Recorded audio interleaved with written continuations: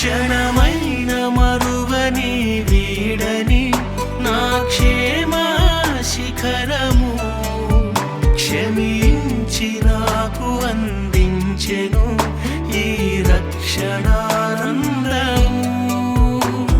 క్షయమైన బ్రతుకు మార్చి అక్షయతనొసగెను. గతిలేని నన్ను వెదకిన